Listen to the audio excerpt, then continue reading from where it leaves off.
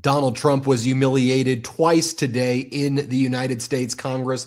First, in the Senate, where a War Powers Act was introduced and passed on a bipartisan basis to prevent Trump from engaging in further military action in Venezuela without the approval of Congress. This now moves on to one more vote, one more hurdle that needs to take place, at least in the Senate. We'll break down what's going on there. Then Donald Trump was embarrassed in the House of Representatives, where a vote to extend the Affordable Care Act subsidies passed with 17 Republicans defecting and joining the Democrats to extend the Affordable Care Act subsidies. It's still expected to fail in the Senate, where MAGA Republicans do not want Americans to have health care, or it will be vetoed by Donald Trump. For Trump and the MAGA Republicans, the only subsidies they would like to see, apparently, are their billionaire oligarchs and the oil companies getting subsidies in order to go into Venezuela. We will cover that as well. For every action, there are consequences. And as Donald Trump has decided that the world should be spheres of influence, with America rejecting the former global world order, and that Trump will have the West and Russia should have all of Europe and Asia should be controlled by China. We're now seeing Lviv under attack in Ukraine. That's the western city in Ukraine. Russia is launching a major ballistic missile strike all across Ukraine right now, and I believe that that is related to Donald Trump's invasion of Venezuela, with Putin basically saying, all right, I guess I have the green light to escalate now, based on the United States positions of spheres of influence and the United States degrading NATO. Speaking about NATO and the former allies that the United States had, we've now seen Greenland, through Denmark and through its own prime minister in Greenland, issue powerful responses to the Trump regime's consistent drumbeat of war to invade Greenland. There was reporting earlier in the day that now what the Trump regime is trying to do is like a hostile shareholder takeover of Greenland, offering to buy secession from people who live in Greenland for between $10,000 and $100,000. And if ultimately they refuse to accept the money from America, then all options remain on the table, including invasion. In response, France and Germany and others in Europe have devised potential war plans of how to respond in the event the United States invades Greenland, what a war against the United States would look like and how that would be managed. We should also talk about the murder that took place in Minneapolis in cold blood by ICE agents against Renee Nicole Good. Say her name, Renee Nicole Good, a mother of three, 37 years old. She had stuffed animals in her glove compartment, according to her ex-husband. She had moved recently from Colorado to Minneapolis because she viewed it as a city of love. She's described as just an incredible all-around person, a loving mother who just wanted to be in a city that embraced her love and embraced her decision for inclusiveness. And then ICE invades Minneapolis. She was described as picking up her children from school when the ICE invasion took place. And then we can clearly see in the video that it was the ICE agents terrorizing the communities that murdered in cold blood Renee Nicole Good. We're getting the name of the officer as well, Jonathan Ross. And then the aftermath, the disgusting response by the Trump regime, calling Renee Nicole Good a domestic terrorist, saying that she used her car as a weapon of terror. And we all saw the video with our own eyes, but yet another Putin-esque dystopian propaganda machine tactic by this Trump regime. The Trump regime is also now saying that they may do renovations to the West Wing. They have this new architect who said now to build symmetry with the East Wing that's been demolished and the 90,000 square foot ballroom there, we're going to have to change the West Wing. So these are the priorities of the Trump regime. There are protests breaking out in Iran right now as well. I just want to cover that. And we should talk about how the MeidasTouch Network has launched a Washington, D.C. bureau. We've got reporters on Capitol Hill. Pablo Manriquez has joined the MeidasTouch network and has helped get us this exclusive footage from Capitol Hill. You all know that this has been a major priority of ours at the MeidasTouch network to launch the MeidasTouch D.C. Bureau, and I think it's off with a very strong start, breaking a lot of important news and asking politicians the questions that you actually want answered and not what the corporate news wants to do to try to cover up or sanitize or sane wash for the regime. Let's get into it. Brett and Jordy, it's good to see you both.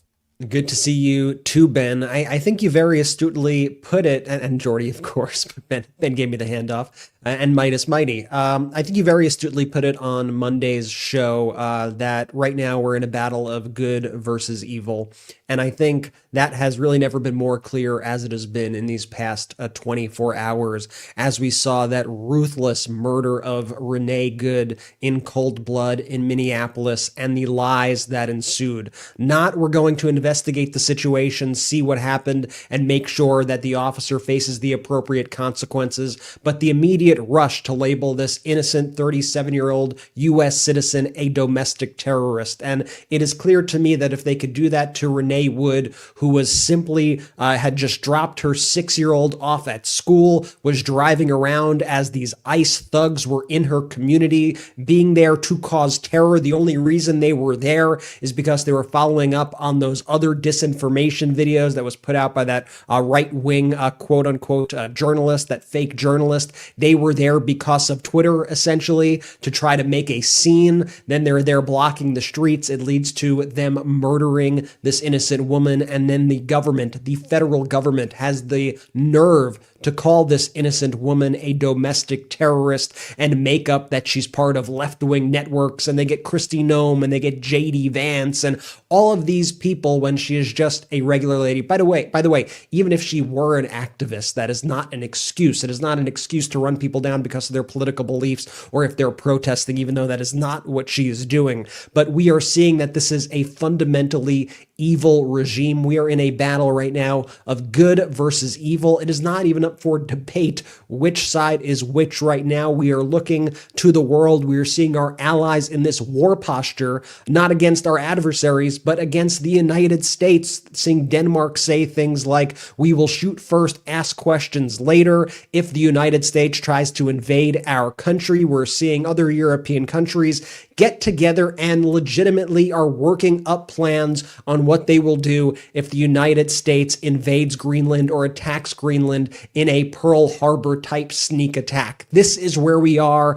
as we begin 2026 in the United States of America. We're going to break down all the latest news, and shout out to Pablo Manriquez, who is on the Hill getting all this incredible footage for MeidasTouch as part of our DC Bureau. I've seen all your comments about Pablo. I'm so glad that everybody is liking how Pablo is taking you straight to the U.S. Capitol, asking the questions that you want asked. And by the way, feel free to let us know what you want us to ask the politicians. This network is about you and your voice, and we are looking forward to elevating your voice in the halls of power. Jordy, great to see you. What's the latest on your end?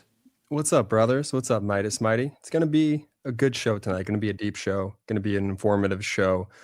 Before we really get going, quick housekeeping note. We're on our way to 6 million subscribers here on the YouTube channel. So hit the subscribe button. If you're not subscribed, some people think they're subscribed and they're actually not. So just hit that subscribe button. Let's get to 6 million. And Benji, before I toss it over to you, I really just wanted to say something, before we got going here. Here's the thing. This is what I mean when I say I don't believe what I do here or what we do here is political, right? There is a 6-year-old boy and 2 other children going to bed tonight without a mom. And why is that? Well, it's because Donald Trump and his thugs murdered her yesterday. These ICE agents, they are just the lowest of the low. Literally, they lowered their standards in recent months to accept more applicants to quote unquote accelerate hiring. And the way I see it, it's crystal fucking clear. You are either for these ICE thugs terrorizing communities and murdering our citizens, murdering mothers, or you're for democracy. You watch that video of Renee Good being murdered, mother of 3, Renee Good. And if your reaction is not to look at that footage and immediately condemn the execution, you are a lost soul. and there is no saving you. Kristi Noem, you are a lost soul. Calling Renee Good a domestic terrorist while her body was still warm. JD Vance, you are a lost soul. Donald Trump and anyone else who doesn't have the spine to immediately and forcefully condemn the ICE agents for killing Renee Good, you are a lost soul. It's not political to say you are against mothers being murdered, you scumbags. Then you think about what ICE, Border Patrol, are right now. And I've called them the Gestapo, the SS. You have names for them. And really what they are, they're a paramilitary group that's an arm of the regime, which is what we've seen in authoritarian regimes historically and at the present. So I'll draw a parallel to Venezuela and the authoritarian regime there that's now led by Delcy Rodriguez, who's just the successor to Nicolas Maduro. She was the VP and now the president. Diosdados, one of the enforcer of the Maduro regime, is still in power. And the Chavistas, the Maduro crew, the authoritarians, are still running things. So in Venezuela, their paramilitary is called the Colectivos, crime and social control. And these are masked individuals who ride around on motorcycles and in vans, and they abduct people. They go through your phones to see, are you writing things that are against the regime? And then they disappear you into prisons and to camps. Since Delcy Rodriguez, again, Maduro's successor, has entrenched herself in power, she's been sworn in Venezuela, contrary to what is being reported or being spread as propaganda, there aren't really that many pro-opposition events taking place in Venezuela itself. You actually have pro-government, pro-regime protests now, whether it's people who are afraid actually support it, whatever the reason is. The opposition, though, is still very terrified. And you have these collectivos going around, and if there is opposition, threatening, killing, detaining. The same tactics Maduro used. So why am I bringing up collectivos? Obviously, one, to talk about what's going on in Venezuela, but to talk about ICE and Border Patrol as a similar concept, a paramilitary group, military. They're really like militarized. They wear military outfits. They carry military weapons. They invade cities. They create checkpoints, military style. They terrorize the community, scare people. And then when people are scared, they then harm the population that's scared. They make propaganda videos with Kristi Noem, which is what took place in Minneapolis right when the latest invasion of Minneapolis starts. Right, they have that Nick Shirley propagandist guy make the misleading video. Then Trump regime announces 2,000 troops invading.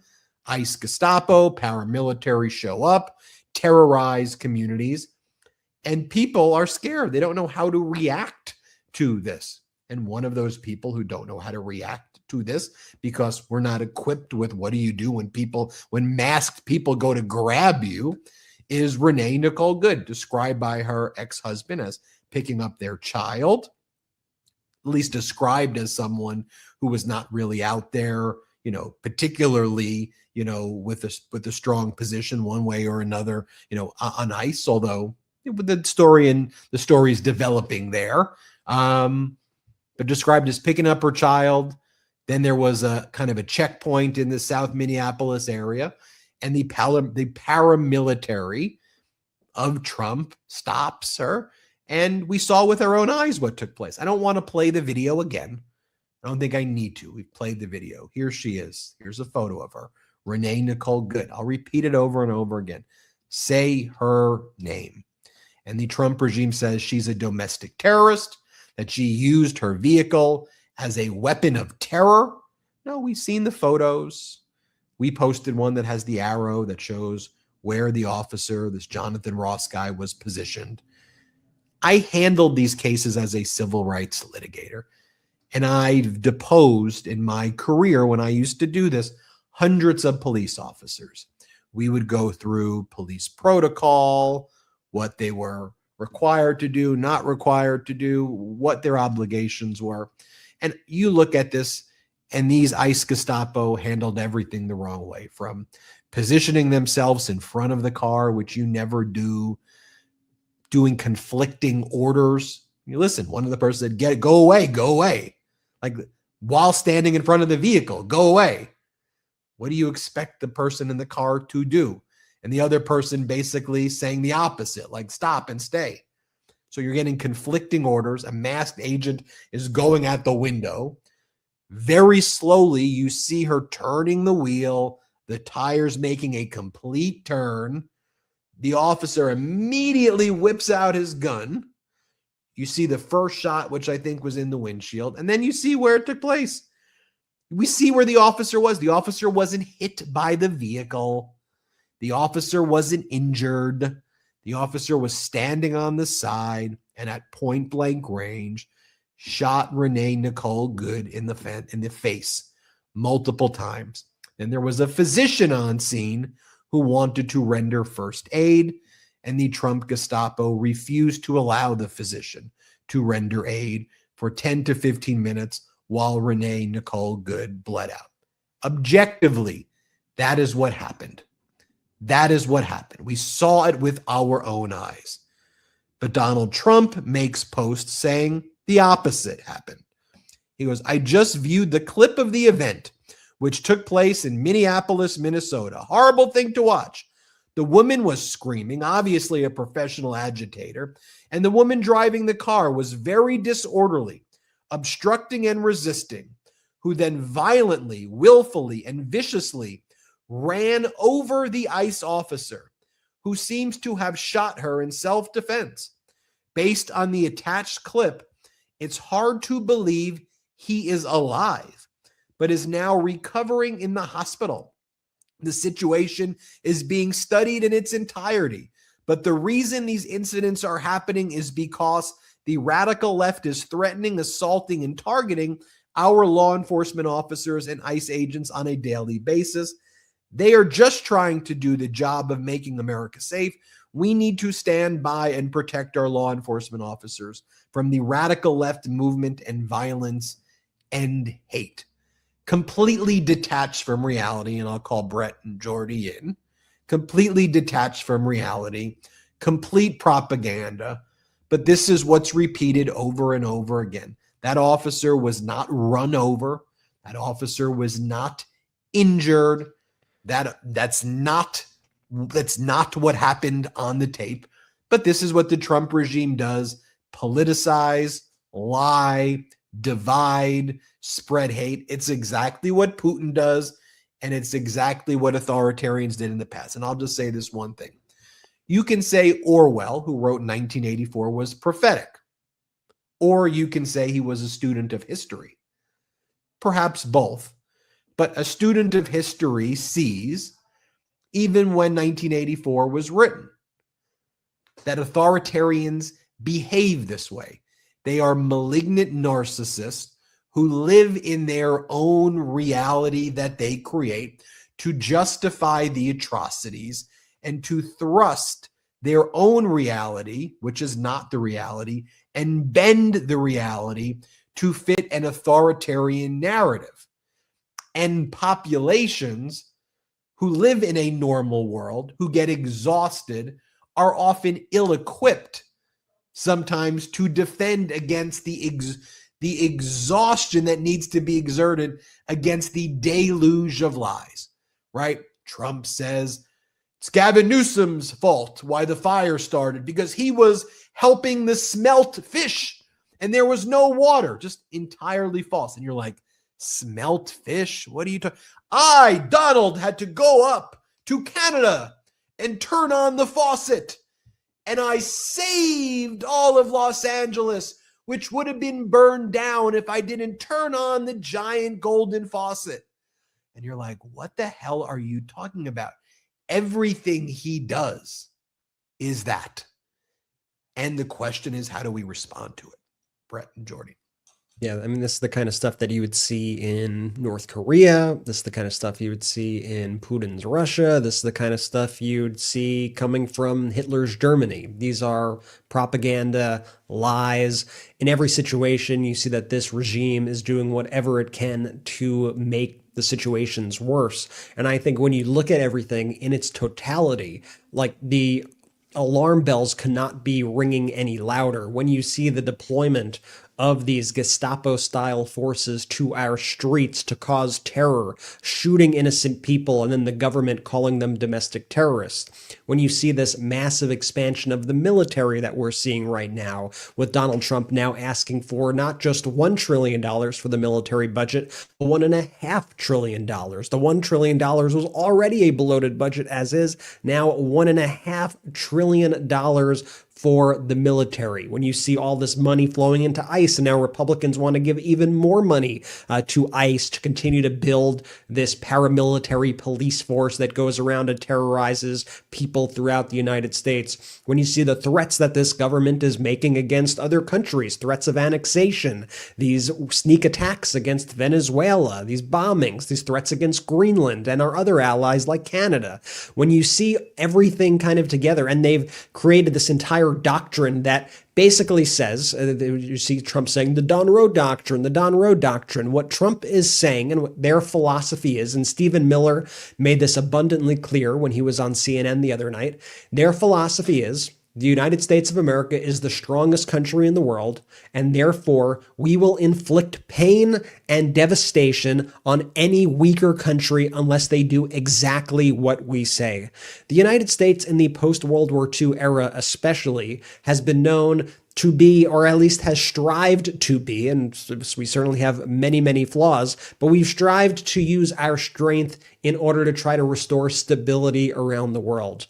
Donald Trump is trying to use our strength to cause terror around the world and to try to unleash hell on all of these countries. And that's their kind of whole doctrine right now. We're stronger than you. We're going to crush you. Do exactly what we say or else. I think on the last episode I said it's like a mafia regime, which I stand by, but it's also exactly the kind of language, rhetoric, actions, you name it, that we've seen out of all of these dictatorships over the past, century plus.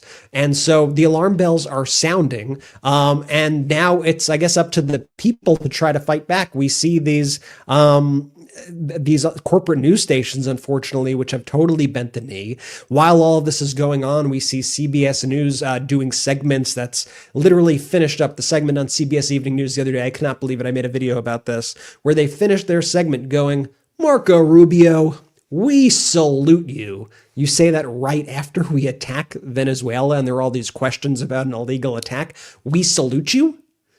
What news organization says we salute you? What are they going to say next? We salute you, Kristi Noem? We salute you, J.D. Vance, for lying to the public and calling this lady a terrorist? Like, we salute you? That is not the language of a legitimate news organization. So I think that makes, our voices more important. I think people are seeing the truth, thankfully. So I think it's on us to continue to share the truth about what's going on, the realities on the ground. I want to thank, all the people who are on the ground in Minneapolis, recording everything, getting this on tape. Imagine if this was not recorded, by the way, what the government would be saying and getting away with. Imagine that. I want to give a shout out to Status Quo, who we've been working with, who's been on the ground getting this firsthand footage of all the protests, of everything that's going on in Minneapolis. It's going to take all of us coming together right now to get out the truth. And we need to be aware exactly of what this regime is doing, what their plans are, and understand that this is a 5-alarm fire moment. So perfectly said, Brett. If you can you pull up the photo of the Donald Trump response again? I'm not going to read it again, but I just want our viewers to just look at it, because I just can't get it out of my head. His immediate reaction here was it was a cosign. There's no other way you could look at this statement other than it's a cosign by Donald Trump allowing ICE agents to continue to kill with impunity, saying, "Hey, I got your back." That's how I read it. I think that's how a lot of people read it. I don't think this statement is getting enough criticism countrywide or nationwide, or at least I know we've been talking about it here and independent media has been talking about it, but really just what a horrific statement for the president of the United States to come out with. And by the way, Jordy, another reporter ended up showing him the footage. I think like this morning or so, there was a story about it, I think in the Washington Post. And it turned out that Trump actually hadn't, when he wrote that tweet, hadn't actually seen the real footage of what happened. Either they showed him something else, or he was just repeating what he was told. And today they showed him, and he was like, I don't know, it's just a bad situation. But you see how their first instinct is always to lie. And then, if you think back to these stories about Kristi Noem and, her killing her dog, in cold blood and things like that, there's a reason why Donald Trump elevated people like that to these positions of power, because he wants cold-blooded killers. He wants people who, like you said, Jordy, have no soul and are willing to do this to the American people. It goes back to what we say. If the Trump regime, if their lips are moving, they are lying. The fact that Kristi Noem's first reaction, right? We're about 30 minutes in. Her first reaction was to label Renee Good a domestic terrorist. What a psychopath.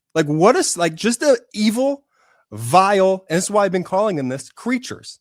This Trump regime is a bunch of creatures. They're not even humans at this point, because humans have a soul. Humans have feelings. Humans are able to objectively look at something and be able to say, hey, this is a good thing. This is a bad thing. This is a horrific thing. Not just blanketly label folks domestic terrorists because you don't think it aligns with your political ideology. It is so maniacal, man. It's evil. It's evil stuff that we're all witnessing with our eyes. And then don't be gaslit by the CBS Newses or these main corporate entities out there trying to downplay what's happening, trying to lie to you about the footage that you've seen with your own eyes.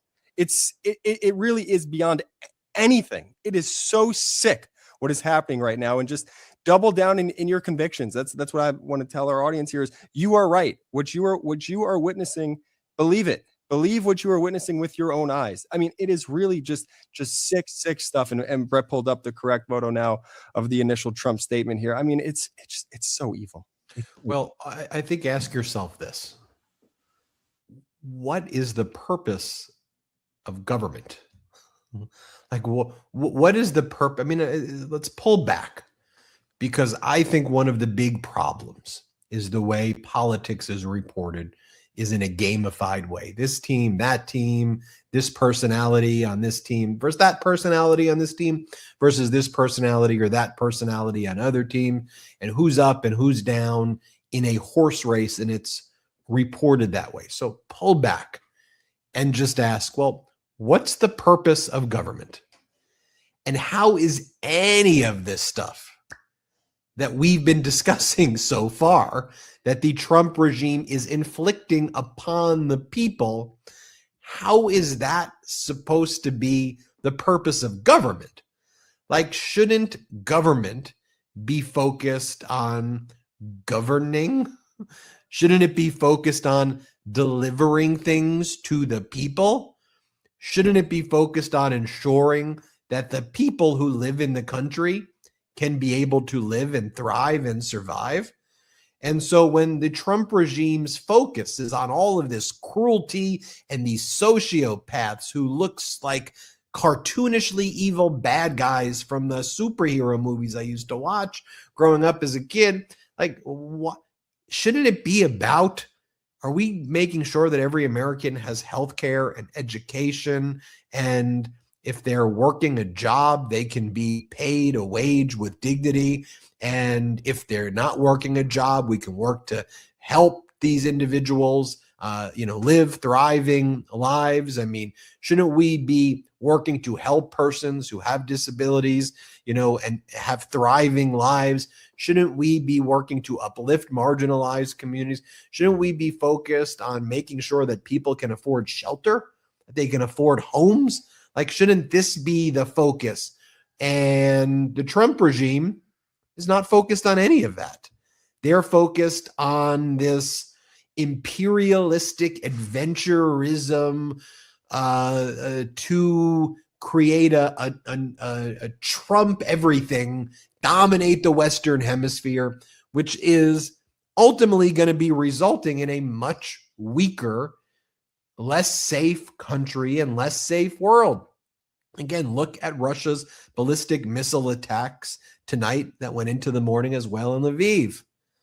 The ballistic missiles striking Western Ukraine, very close to the border where NATO countries sit. I mean, think about the escalation that Russia takes. Think about the escalation China takes. Think about the escalation that we see in a less stabilized world where a world order has been torn down. That's what I want to talk about when we come back as well. I mean, when you see France at the United Nations condemning the United States for engaging in an unlawful invasion, did you ever think that you'd expect to see something like that? And with what a dramatic shift that is, where you talk about our former allies working on potential war plans against the United States if the U.S. invades part of the Kingdom of Denmark and Greenland. I mean, what?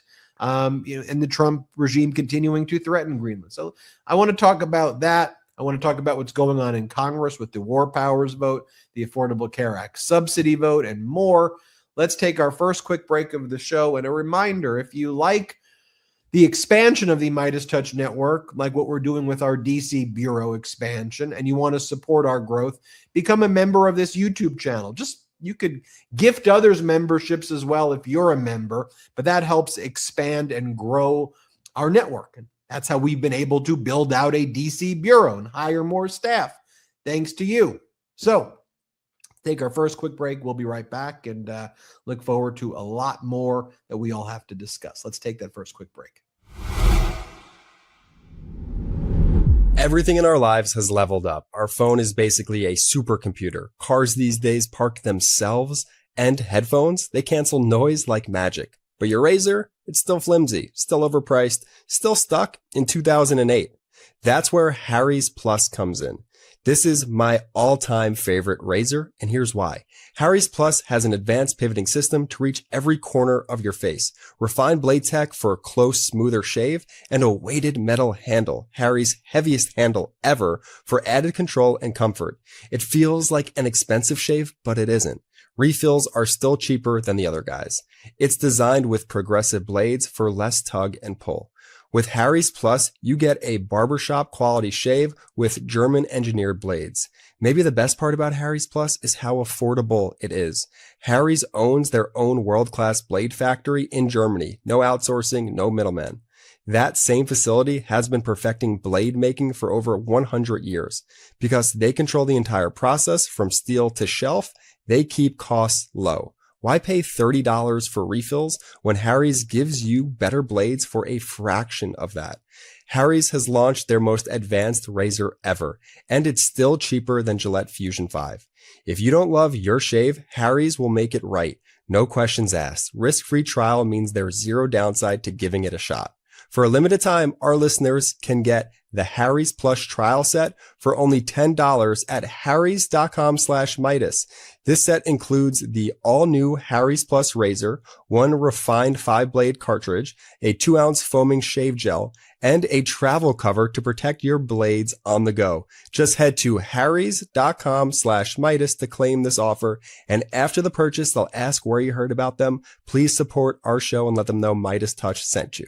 True self-reliance starts with taking control of your own health. Armra Colostrum is nature's original solution. Colostrum is packed with over 400 bioactive nutrients that fortify gut health and strengthen immune health to build resilience at the cellular level. Because when you invest in your health, you invest in your ability to show up, think clearly, and stay in control no matter what life throws your way. Today's environment is filled with toxins, processed foods, modern stressors, and immune disruptors. Nourish your microbiome and strengthen your barriers to support your immune health. Armra Colostrum is your secret to feeling strong, vibrant, and confident again. Not seeing results with your current routine? Colostrum is packed with 400 plus bioactive nutrients that work like a blueprint for your body, promoting your cells' natural renewal processes to support skin, hair, gut health, metabolism, immune health, lean muscle, and whole body vitality. Strengthen your gut integrity and support healthy fat metabolism to empower your body with the blueprint to revitalize health from the inside out. We've worked out a special offer for my audience. Receive 30% off your first subscription order. Go to armra.com/Meidas or enter Meidas to get 30% off your first subscription order. That's ARMRA.com/Meidas youtube.com/Meidas. Let's go. Shout out to our sponsors. Links in description of both YouTube and the audio. Use the links, use the codes. If there's an exit survey, let them know we sent you. Big fan of those two sponsors right there. Benji, where to next? Why don't we check in with our Washington, D.C. bureau, Pablo Manriquez, who captured some real important statements on the Hill. He was asking the questions that you wanted to have answered.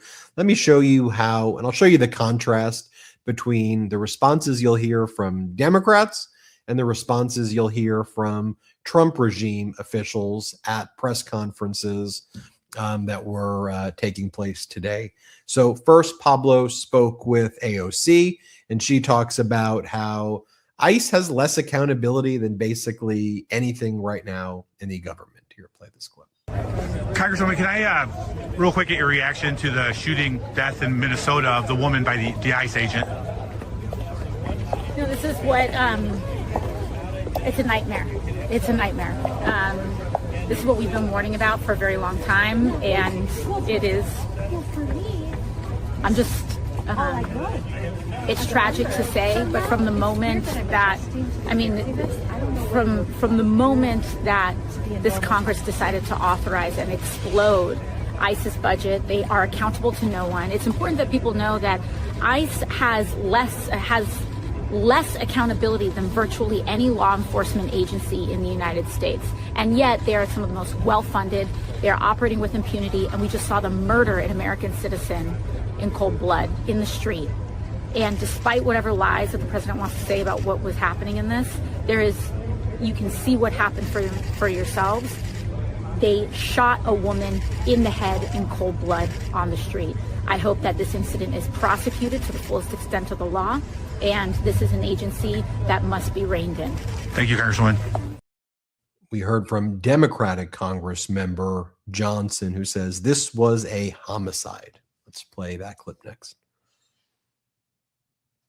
All right, Mr. Johnson, can I get any reaction to the shooting death in Minnesota by the ICE agent of the lady in the car? It looks like a homicide for which there should be criminal charges. Thank you. Shooting into a moving vehicle 4 times, traffic stop, murder. Then Pablo asked Democratic Congresswoman Dean, is it time to start looking at the Homeland Security budget? Let's play this clip. Is it time to start looking at the Homeland Security budget? Maybe. Yes, and of course, the Homeland Security officer, whatever the heck her name is, the woman in the cowboy hat and many outfits. Christy, no. It's time for her to leave. Time for her to go. And one more clip from Congresswoman Dean here. Let's play it. Congresswoman, any reaction to the shooting of the woman in Minneapolis by the ICE agent? Sadly, it's we don't know the details yet, but it was predictable that this administration would unleash unmarked and marked ICE agents terrorizing communities. It looks like somebody has lost her life, and it's horrible. It's absolutely horrible. But what's really unbelievable is this administration and the things they're willing to say immediately as a result of this, claiming that this woman is a terrorist. What's wrong with just saying we're going to investigate and find out exactly what happened here, what went wrong? Why can't they do that? Also, Pablo, who joined the MeidasTouch D.C. bureau to report on all of this, he caught when Jesse Waters, very creepy reporter, was like challenging AOC to go on the Jesse Waters show. And she's like, the guy sexually harasses me. Why would I want to go on the show of someone who sexually harasses me? Watch this exchange that has since gone mega viral. And our DC reporter captured it. Here, play this clip. Would you join him? He accused me of, he has sexualized me on his show. He has sexually harassed me on his show. He has engaged in horrific, sexually exploitative That's rhetoric. not true, Congresswoman. It is true. It is true because he accused me of wanting to quote unquote sleep with Stephen Miller. So why don't you tell me what you think is acceptable to tell a woman? Thank you. And let's take a look at what Democratic Congress member Moskowitz had to say. Let's play this clip. This is the person. This is the person who, within minutes of the shooting, went on TV and called it domestic terrorism. What is she, hiding her face like her ICE agents now? She can't show her face either? By the way, is this what the $800 billion went to? Every day we see her after there's some new tragedy in Homeland, she's wearing a different outfit with a different hat. I mean, come on, guys, she looks ridiculous. She's not just an embarrassment to the country. She's an embarrassment to you and the president. Okay, she deserves to be removed from her job by the president, and if not impeached, not just for her complete failures in Homeland, but her destruction of FEMA. She's not even running the department. You guys know this. You guys know she's not running Homeland. Your governors and you all, when you need your FEMA money, you don't call Noam, you call Corey. You know she's not running the place. She's a complete and utter embarrassment. By the way, every Homeland Secretary has come in front of this committee once a Congress. I'd like to know the date she's coming. When is she coming? When is she coming? When is she coming? By the way, do you know Pam Bondi has not come in front of this committee? Do you know she's the only secretary to not appear in front of a committee yet? When is she coming? What's the date on the calendar that she's coming? You know what? Let's make it easy. I want to make a motion to subpoena Pam Bondi. Second. To this committee. Third, fourth, fifth. How much are we going to... The gentleman is not recognized for that motion. However, the chair will advise as to the Attorney General coming for, as they do routinely. Mr. Chairman, thank you. But where is the Attorney General, the only secretary to not appear, okay, in front of a committee? The only one. We're into year 2 of this Congress, and we've not had the Attorney General in front of this committee. How much are we going to weaken Article 1 of the Constitution while you guys remain in power? I watch you twist yourself into pretzels trying to defend this, running away from previous statements, disagreeing with yourself, trying to defend the crap that's happening. It's really well said by Congressmember Moskowitz there, but what Kristi Noem is doing as she wears her different dress-up outfits, she goes on state regime media, which calls itself Fox, and she's asked questions during press conferences. And some of the questions that she's asked is, so why are you not allowing state investigators to be involved at any level of the shooting death of Renee Nicole Good? Why aren't you letting the state be involved? And you have Kristi Noem playing cosplay. She's willing to do all these press conferences to spread lies. Here she is responding and saying there's never been jurisdiction by state authorities over a shooting in the state. What are you talking about? Here, play this clip. Yes. 2 minutes ago, the head of Minnesota State Investigations Agency said that they had been cut out of the investigation into the fatal shooting in Minneapolis. Can you explain that reversal? I'd like to know where they've been and why they're not out on the streets investigating all of these people that are harassing and inciting violence on law enforcement officers right now. They're allowing the situation to be volatile. They're not doing their work. They haven't for years, and maybe they should get to work a little bit on the unprecedented fraud that we've seen in Minnesota and in Minneapolis by people that stole from American citizens and diverted funds away from vulnerable people and programs and services that they needed and put it into their own pockets. Minnesota is a train wreck. It is corrupt, and it was under the leadership of Governor Walz and this mayor that they allowed it to happen, and they let criminals and illegals and people abuse programs and steal the money, and now they're allowing violence to go forward on the streets as well. This also applies to the Minneapolis Police Department, county sheriffs, the federal authorities at this point. They don't want. I won't put a blanket statement out like those other individuals will. What I would say is I welcome them to come and help us. Come help us make sure that the streets are safe, that laws are enforced, and that we can do the right thing to make sure that American citizens come first. Yes, sir. They have not been cut out. They don't have any jurisdiction in this investigation. Brett, Jordy, they've not been cut out, she said, but we've cut them out because we've never even included them in the first place. After she then says before that, we invite them to be involved, but we've not included you. They don't have jurisdiction. So I just want to be very clear. They're covering up a child sex trafficking ring. They're covering up war crimes. They're covering up Donald Trump's medical records. Now they're covering up the investigation by the state into a murder of somebody in the state, because by not allowing them to have any jurisdiction over the evidence, then the state is unable to determine if there are charges to be brought. Horrific. Yeah, and they also want to protect the ICE agent from all possible crimes, right? If there was anything that would ever be charged federally and in this Department of Justice, that's not going to happen. They would pardon the individual, Jonathan Ross. And they are, I think, very aware that Minnesota, if their state investigators are able to get the evidence and if they are able to prosecute this case, that they would likely go to a grand jury and try to bring charges against this individual. Because I think when you speak to all experts about this case, when you speak to law enforcement, when you speak to people who are trained in these sorts of situations, they are all saying overwhelmingly that the officer acted in the wrong here, that the officer escalated the situation, that the officer committed a murder. And so they are well aware of that fact. And like Ben said, the same way they are covering up for a child sex trafficking ring, they are now covering up for this murder. There is no low that is too low for this regime. And every single day, we continue to see the depths of this regime sink lower and lower. Exactly. And you watch that footage of Kristi Noem right there. And that's what I mean when I say soulless. Like, absolutely, like there's just no other way I could describe it other than that. And the amount of doublespeak, and it's intentional. And Ben, you called it out perfectly. That we see from this regime. We invite them to help. They do not have any jurisdiction. What do you want, Kristi? I know what you want. You want to run your own investigation and conclude whatever best fits your agenda. This is why I say too, this Trump regime, they don't have the best interest of the American people in mind. They simply don't. They don't care about you. Like, I just need to be super clear. They don't care about you.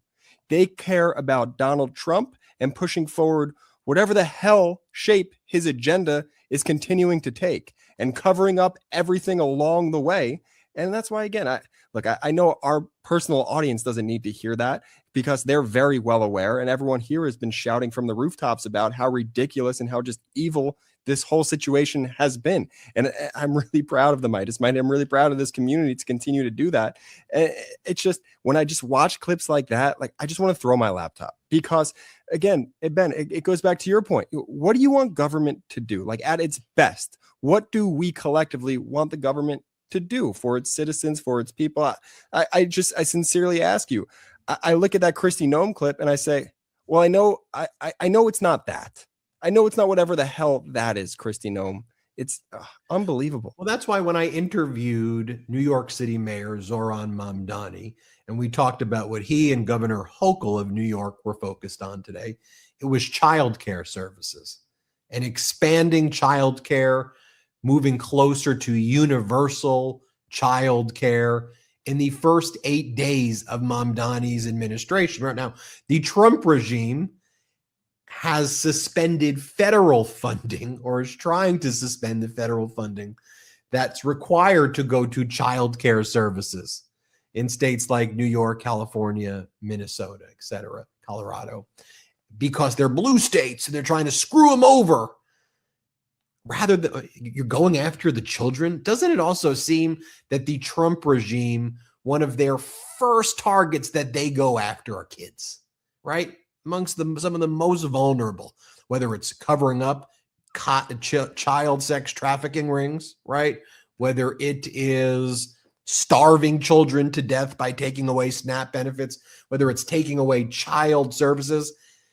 Kids are the pawns of these disgusting authorities. They go after kids. It's like, they talk about, it's like stealing candy from a baby, right? That's what the Trump regime does. Over and over again, they go into the most vulnerable, and that's who they inflict harm on. So let me just show you.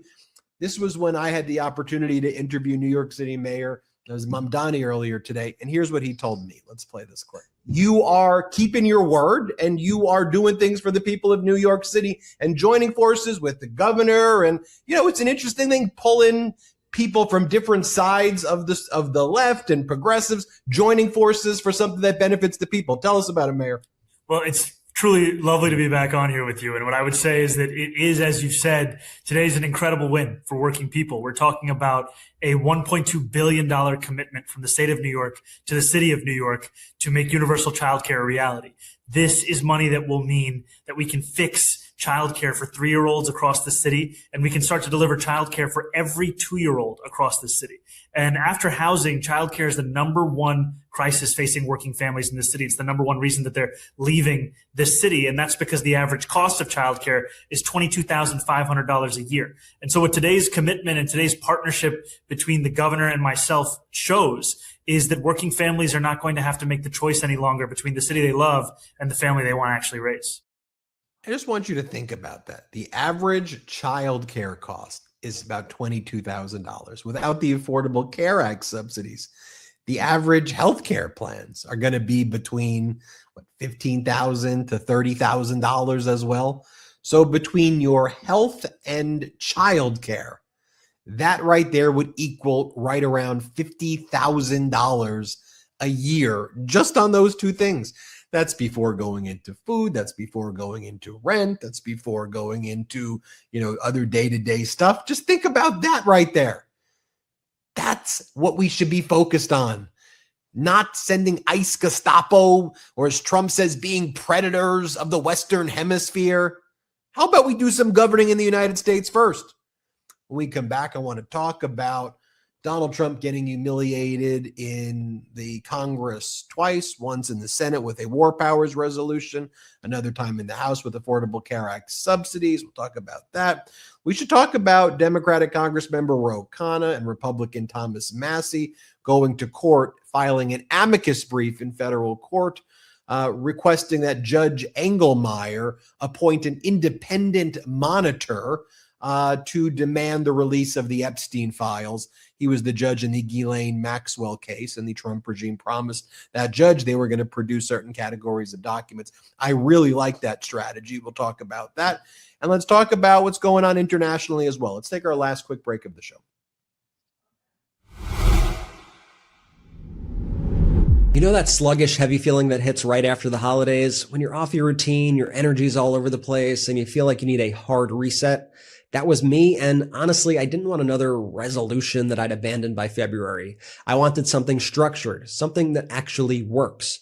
Prolon's 5-day fasting mimicking diet makes it incredibly easy to reset your body, habits, and energy heading into the new year. It works at the cellular level to rejuvenate you from within, supporting fat loss, glowing skin, and sharper focus. And because it's a simple, structured plan, you can build real momentum in just a few days. Every new year, we all say we want to move more, lose weight, eat better, but willpower alone just doesn't cut it. Prolon's fasting mimicking diet is a revolutionary plant-based nutrition program that nourishes your body while keeping it in a fasting state. It's based on more than 2 decades of research developed with USC's Longevity Institute and backed by top medical centers. It's been shown to support fat-focused weight loss, energy, metabolic health, skin appearance, all the things we need coming out of the holidays. And the best part is how easy it is. With Prolon, you get everything prepackaged and ready to go. Each kit comes with 5 boxes labeled by day so you know exactly what to eat. No planning, no guesswork. Plus, 3 consecutive cycles of Prolon have been shown to reduce your biological age score by an average of 2.5 years and your waist circumference by 1.5 inches. I use this, and you should too. Just in time for the new year, Prolon is offering Meidas listeners 15% off their 5-day nutrition program for your post-holiday glow-up when you go to prolonlife.com/Meidas. That's PROLON life.com/Meidas, MEIDAS, for 15% off. prolonlife.com/Meidas. My cat hears the news every morning with me, and honestly, she handles it much better than I do. Probably because she starts her day with Smalls. It's 2026. Do you still feed your cat like it's 1926? This podcast is sponsored by Smalls. For a limited time, get 60% off your first order plus free shipping when you head to smalls.com/Meidas. Smalls cat food is protein-packed recipes made with preservative-free ingredients you'd find in your fridge, and it's delivered right to your door. That's why Cats.com named Smalls their best overall cat food. Starting with Smalls is easy. Just share info about your cat's diet, health, and food preferences. Then Smalls puts together a personalized sampler for your cat. No more picking between random brands at the store. Smalls has the right food to satisfy any cat's cravings. My cat Chubbs loves Smalls. I literally did a taste test. I put her food, her old food, next to the Smalls food side by side, and she chose Smalls every time. Still not a believer in Smalls? Forbes ranked Smalls the best overall cat food, while BuzzFeed said, my cats went completely ballistic for this stuff. My cat's breath, by the way, is much better, and their fur is much softer ever since I switched to Smalls. This year's winter coat has been so soft and healthy. After switching to Smalls, 88% of cat owners reported overall health improvements. That's a big deal. And the team at Smalls is so confident that your cat will love their product that you can try it risk-free. That means they will refund if your cat won't eat their food.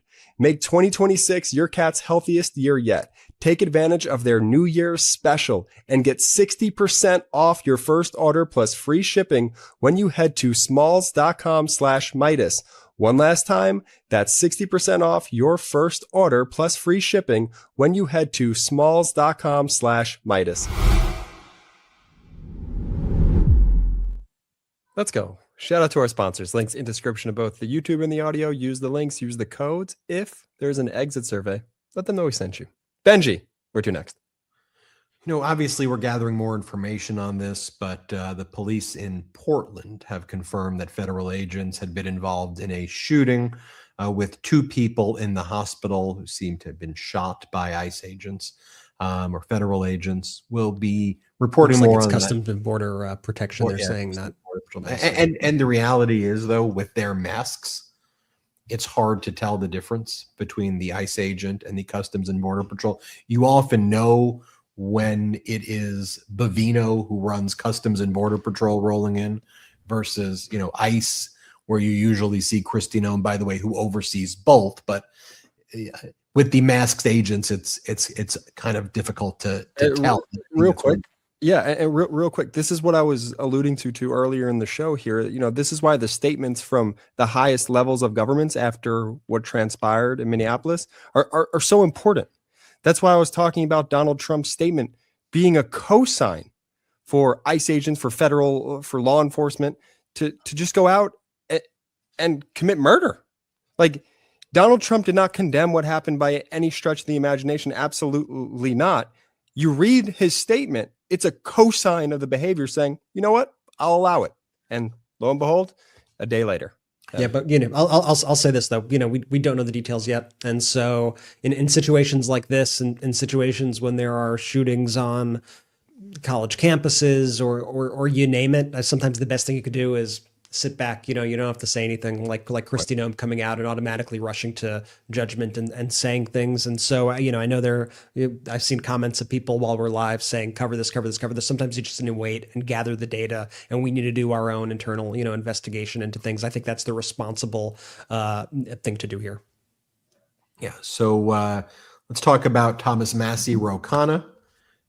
They wrote a letter brief to federal Judge Engelmeyer in the Southern District of New York, who's the judge presiding over the Ghislaine Maxwell case. Notably, Judge Engelmeyer had previously, put the Trump regime on notice.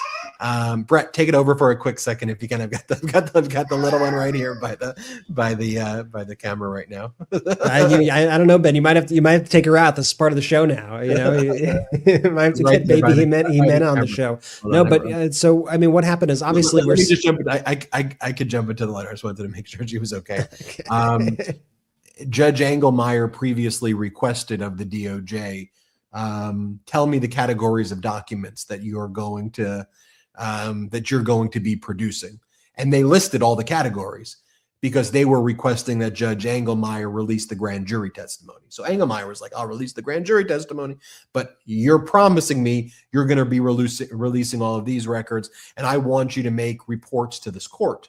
And so at the end of last week, the Trump regime did a report to Engelmeyer and said they've only produced about 12,350 documents, which equals 125,000 pages. so about 10 pages per document.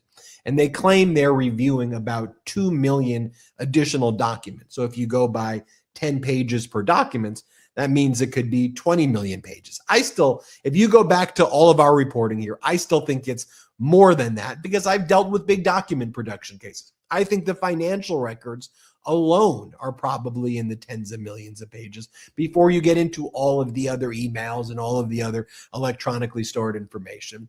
But in any event, you had, look, Thomas Massie and Khanna are not parties to the case. The parties to the case are the DOJ, who's supposed to be the good guy, right? Or at least pretending to be the good guy, and Ghislaine Maxwell. But the DOJ and Ghislaine are basically on the same team in this one of cover-up, right? So it's not an adversarial process before Judge Engelmeyer. So the question is like, well, what do you do when the DOJ is the criminal racketeering enterprise? They're supposed to be the ones going after the criminals. What do you do when they are the gangsters? When they are covering up a child sex trafficking? When they're quite literally a racketeering organization covering up child sex trafficking with Donald Trump and with MAGA Republicans? So I think Massie and Khanna did the best move, which was to write what's called an amicus brief, a letter, what's called a Friends of the Court brief to Judge Engelmeyer and said, look, we're both the main sponsors of the Epstein Transparency Act. We believe that crimes are taking place right now within the DOJ, and there needs to be accountability for that. But what we suggest this court do is appoint an independent monitor or a special master or somebody who can go through and get these records public, because the DOJ can't be depended on to actually do this the right way. They are covering this all up. Now, who knows ultimately what the judge is going to do, but I don't know what else what else can you do in a situation like this where you have the DOJ as the criminals, not prosecuting the criminals, helping the criminals? So that was a letter that was sent. We'll keep you updated on that. And for those, by the way, Ben, while we're on Epstein too, and we're talking about Epstein, we're talking about Venezuela, we're talking about ICE, we're talking about just the whole host of things. I want to also make a couple connections, and I'm curious to get your thoughts on this. You know, you think about the whole deal they worked out with Ghislaine Maxwell, where Todd Blanche went to the prison. They did that ridiculous interview with Ghislaine Maxwell where she was like, oh, Trump, yeah, he's such a gentleman. What a gentleman. He was always so gentlemanly. All of a sudden, boom, like basically the next day she's moved into this cushy club-fed prison. Now, you know, with that in mind and the way that we know Donald Trump works and this transactional nature in which Trump works and this Department of Justice works, I think we're starting to see kind of the beginning stages of that same twisted kind of Donald Trump extracting favors from bad people in order to benefit himself in the case of Nicolas Maduro with the Venezuela thing. Because we're already seeing now people talk about how, oh, he's going to get this person who's going to say that actually Hugo Chavez and Maduro did rig the election against Donald Trump in 2020. So if you just say this little thing, then you could get some, you know, good benefits out of it. I'm starting to see personally, I'm making the connection in my head between the treatment, the cushy treatment that they gave Ghislaine Maxwell and the things we're already starting to read right now about the prosecution of Nicolas Maduro in the United States. By the way, a prosecution that they're already like bungling horribly. First off, Donald Trump comes out there and immediately undercuts the entire prosecution of Maduro. He comes out there, first he calls him the leader of Venezuela. He calls him President Maduro. There's something where heads of state have immunity for prosecution. He's widely viewed as an illegitimate leader, not the legitimate president of Venezuela, because he lost the election. That's the position of many countries around the world. But Donald Trump calling him president, calling him the leader of Venezuela, completely undercuts that argument and help bolsters Nicolas Maduro's defense. Then you have all these people around him pushing this notion of the 2020 election being stolen with those ridiculous theories about Hugo Chavez, who's been dead for a long time, rigging the election to help Donald Trump. I mean, I'm putting it together in my head and I'm going, I kind of am seeing the future here. Well, look also this way. Okay, so if you're Maduro and you file what's called a 12B6 motion to dismiss for failure to state a claim, you assert as an affirmative defense head of state immunity. And you say, look at Donald Trump's post where he said, whatever Trump said, I kidnapped or we captured the president of Venezuela, the leader of Venezuela, Maduro. So Trump in his post says Maduro is the leader of Venezuela. So there's that. And then Trump is now recognizing Maduro's successor, who only becomes the successor if Maduro was legitimately the leader and removed under the Venezuela constitution. So by working with and recognizing the Delcy Rodriguez regime, you are also recognizing a plan of succession that inherently states that Maduro was the leader. Do you get what I'm saying? So like there's that argument as well. Now, for Judge Hellerstein or any of these federal judges, to in making these rulings that are the right rulings, like we don't want to see Maduro get off because of head of state immunity, the same way we definitely don't want to see Ghislaine Maxwell get off from her sentence because of the things that Donald Trump said. I just want you to think about it like this. The federal judges have to discount the words of the president of the United States as though they mean nothing. Like, could you imagine in another criminal prosecution if former President Obama, regarding a case involving a criminal defendant who was sentenced to 20 years, Obama put out a message? I have just uncovered that the case involving that criminal defendant is a hoax. The FBI has informed me. In fact, I've learned that the main prosecutor on that case, that she and her dad are in on it, and that the dad of the prosecutor tampered with the case. Think about that in the Obama administration. Would we all agree that that criminal defendant would have a good argument to get a new trial? We would say, oh my gosh, the president of the United States said that the prosecution is a hoax and that there was a setup. And the criminal defendant, the convicted person, would cite that as evidence, right? I just want you to think about it. Ghislaine Maxwell has that argument that she could make. Donald Trump said my whole prosecution's a hoax. The federal judges are going to say he's a dumb shit. He doesn't. What he says doesn't matter. It's meaningless.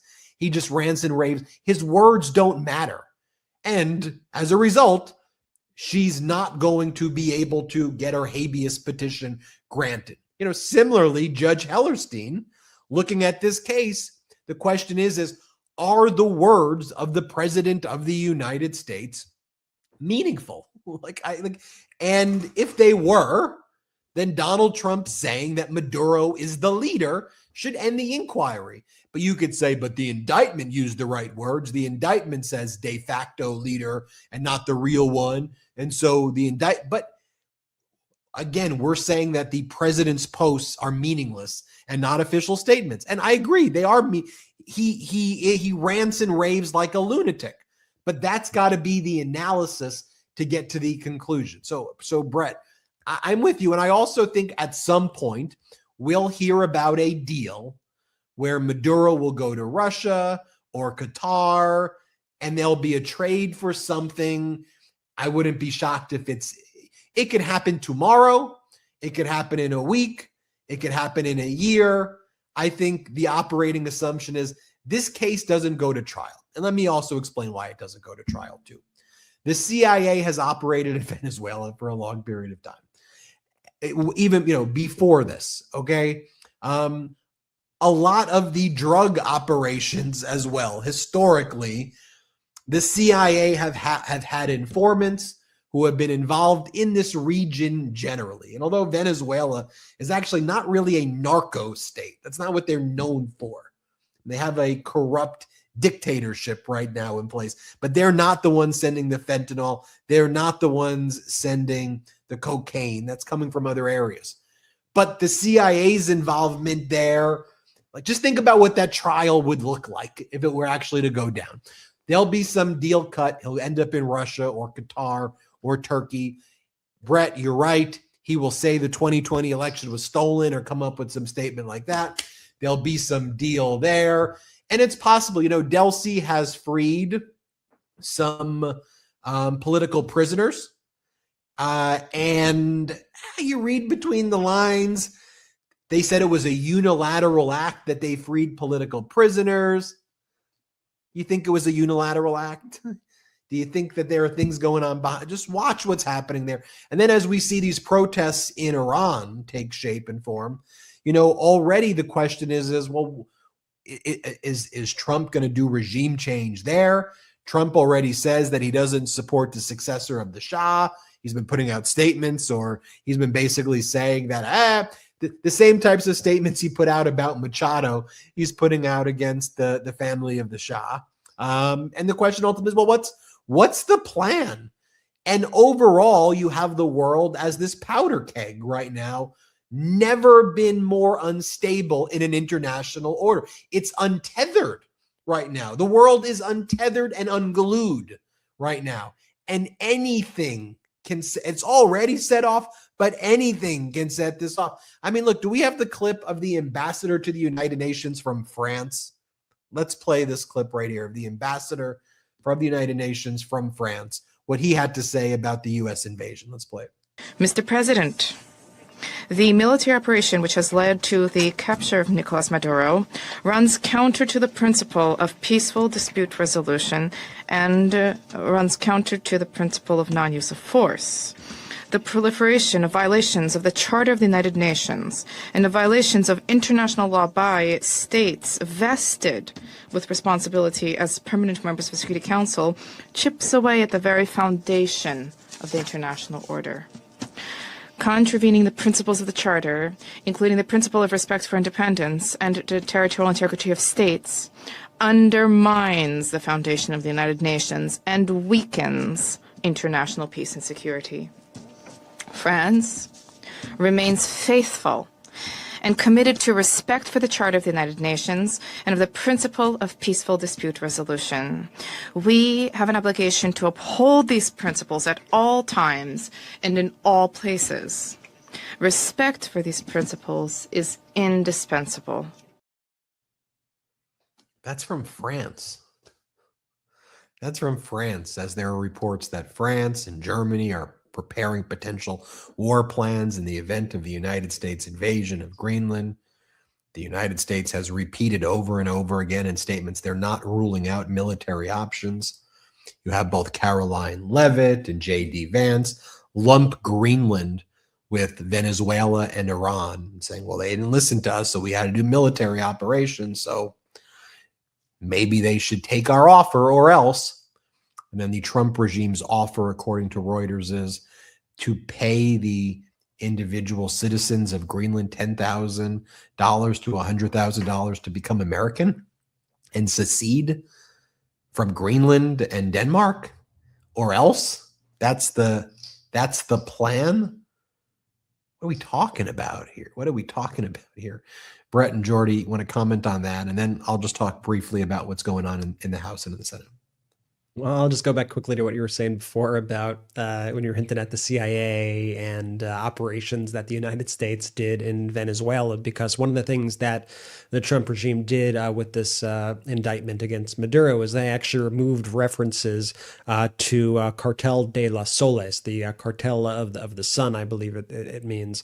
And that's because that was actually a group that the CIA collaborated with back in 1990, to show you how far this goes back. And the CIA literally brought in 3,000 pounds of cocaine into Caracas, Venezuela. So as you have the Trump regime now trying to, press these charges against, or prosecute these charges rather against Maduro, the U.S. isn't quite clean in this entire process of the drug trade, and obviously, and takes some responsibility for this. This is information that has been declassified, that the United States government has been involved in going back decades through the CIA. So this is a very messy situation.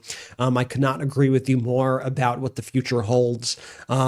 For this trial and things there. And I just think it says a lot right now that the entire world remains on edge. As I said in the very beginning of this episode, could you ever have imagined, at this point in time in 2026 right now, that we would have our once closest allies, countries like France and Denmark and the United Kingdom and all these countries throughout Europe right now, essentially convening in secret, trying to figure out how they are going to handle a United States Pearl Harbor style sneak attack against Greenland. I mean, the whole thing is just totally, completely sick. On a side note, and maybe a slightly facetious or humorous note, I don't think Trump realizes that Greenland isn't as big as it appears on maps, because maps are curved and Greenland looks gigantic on a map.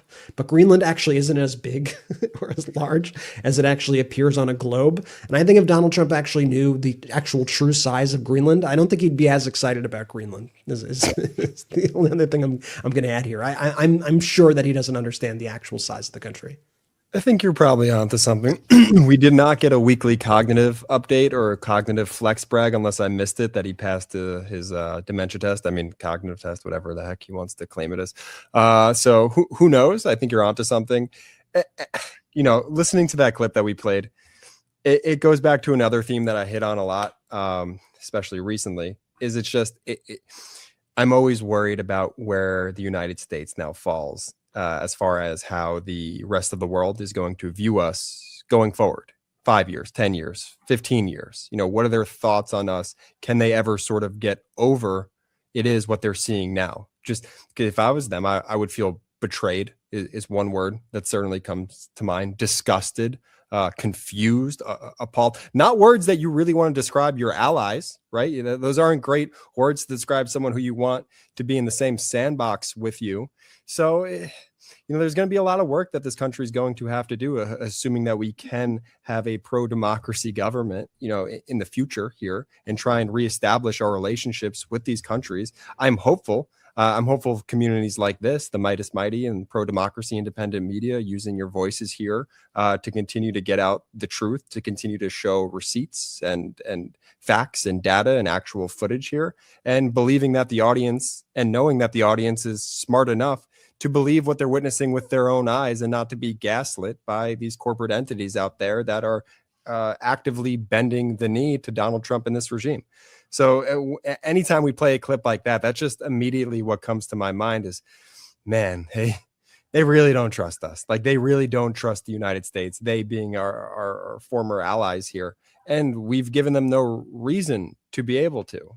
The behavior has been erratic, to say the least. And it's going to take some work. I'm hopeful, but hoping and just waiting isn't enough. Like, there's going to have to be real work that's going to need to be done in order to, you know, get people to really believe in the United States again. Talk about very quickly what happened in the House and the Senate.